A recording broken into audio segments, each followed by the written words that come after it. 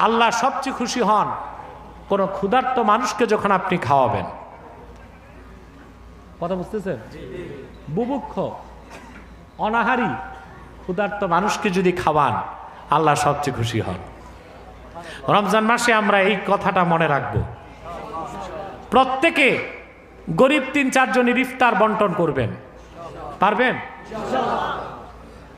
গরিব মানুষগুলোকে দাওয়াত করে দিবেন, এক একজন এক এক দিন সেহরির সময় খাওয়াবেন, কিংবা গোপনে রাতের অন্ধকারে চাল ডাল তেল কিনে দিয়ে আসবেন। দ্রব্যমূল্যের দাম তো বেড়ে গেছে, মন্ত্রী তো বলতেছে খেজুর বাদ দিয়া বড়ি খাইতে।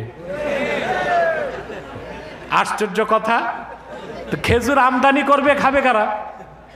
এটা একটা কথা না? খেজুর যেহেতু আমদানি হবে তো ওনারা খেজুরগুলো খাবে, আমরা বড়িগুলো খাবো। বাহ! মিয়া সাহেব, বেশি পাণ্ডিত্য যাইরেন না।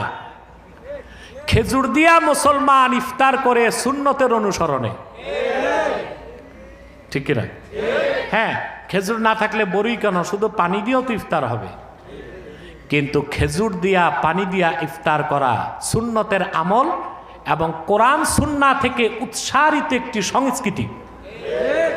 এখন দাম বাড়ছে কোন বড়ি খাইতে, তো পহেলা বৈশাখের সময় ভালো ভাত পচাইয়া পান্তা ভাতের সাথে 600 টাকার ইলিশ 3000 টাকা দিয়ে কিনে খায়। তখন বুদ্ধি দিতে পারেন না, ইলিশ বাদ দিয়া পান্তা ভাত খাও রুই মাছ দিয়া।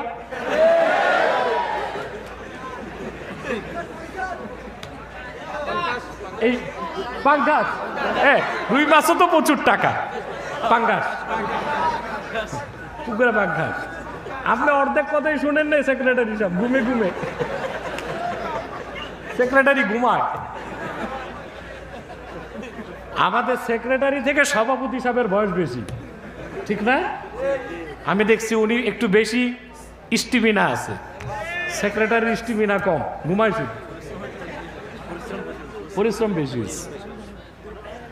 সম্মানিত সুধী, এই যে পচা পান্তা ভাত ইলিশ মাছ দিয়া খায়, 600 টাকার ইলিশের দাম হয় 3000 টাকা। তখন কি বুদ্ধি দিতে পারো না যে পান্তা ভাতগুলো মরিচ দিয়া ডইলা খাও, লইট্টা মাছ দিয়া খাও, ইলিশ কিন্ন না? বুদ্ধি দিতে আসে আমাদেরকে বড়ি খাইতে, আমাদের মূল সংস্কৃতি থেকে সরিয়ে দিতে। তো বলছিলাম ভাইরা, দ্রব্যমূল্যের দাম বেড়ে গেছে। এখন বেগুন খান কত? শেয়ার কত? 50, 30, এটা হবে 70 টাকা। কারণ বাঙালি বেগুনি ছাড়া ইফতার করে না। কি দরকার বেগুনি দিয়ে? বেগুনি বাদ দিয়া পেঁপে দিয়া বানান, পেঁপেনি। ভালো না? আরেকটু ভালো, হ্যাঁ, মিষ্টি কুমড়ারও খাইতে পারে, কিন্তু মিষ্টি কুমড়াটা অ্যালার্জি হয়। সবচেয়ে ভালো হচ্ছে পেঁপে, শসা দিয়া। যাক, যেমনি পারেন খাইয়েন।